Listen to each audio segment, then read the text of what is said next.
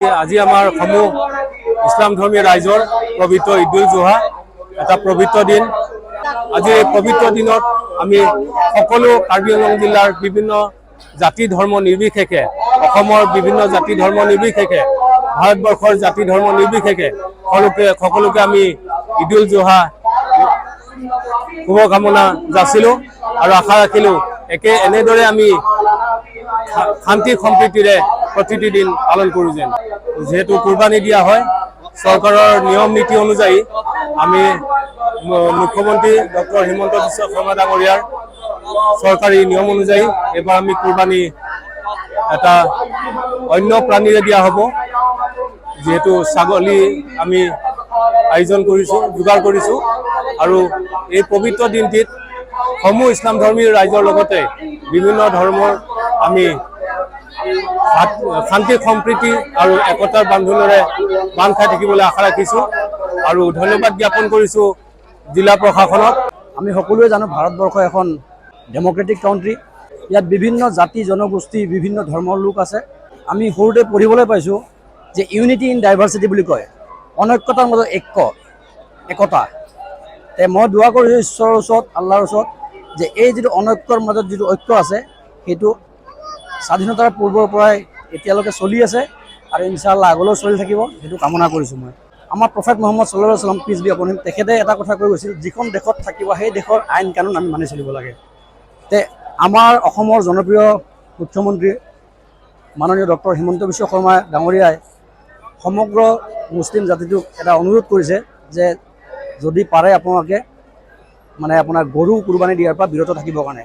আৰু সেই বস্তু তেখেতৰ সেই কথাটোৰ প্ৰতি আৰু সনাতনী ধৰ্মৰ ভাইসকলৰ প্ৰতি শ্ৰদ্ধা জনাই, সন্মান জনাই আমি ডিফুবাসী ৰাইজে এটা সিদ্ধান্তত উপনীত হৈছোঁ যে আমি গৰু কুৰবানী নিদিওঁ। গৰুৰ সলনি অন্যান্য যিবোৰ বিকল্প আছে সেই বিকল্পবোৰ আমি কুৰবানী দিয়াৰ ব্যৱস্থা কৰিছোঁ, ৰাইজক আহ্বান কৰিছোঁ আৰু ৰাইজে কথাটো আঁকোৱালি লৈছে ইতিমধ্যে আমি জানিব পাৰিছোঁ। বিশ্ব শান্তিৰ কাৰণে, অসমৰ শান্তিৰ কাৰণে বা ভাৰতবৰ্ষৰ শান্তিৰ কাৰণে যিখিনি আমি যদি ত্যাগ কৰি আমি যদি সকলো জাতি জনগোষ্ঠীৰ লগত যদি আমি মিলি চলিব পাৰোঁ, এটা ডাঙৰ এটা মেছেজ গৈছে বুলি মই অনুভৱ কৰোঁ।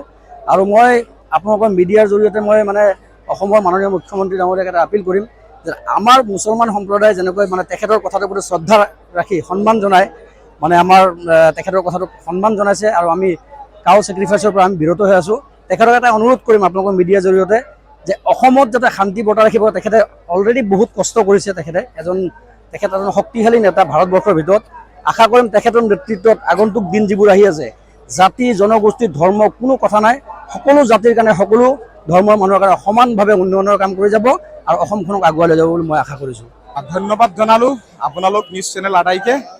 মই এতিয়া ব্যস্ত, মই মছজিদৰ ইমাম আৰু মই নামাজৰ কামখিনি কৰিছোঁ। মোৰ লেকচাৰ হৈছিলে, মোৰ অলপ ভাগৰ লাগিছে। যিয়ে নহওক আজি এই প্ৰাকখনত আপোনালোকক সকলোকে ঈদুল আজহাৰ শুভেচ্ছা জ্ঞাপন কৰিছোঁ।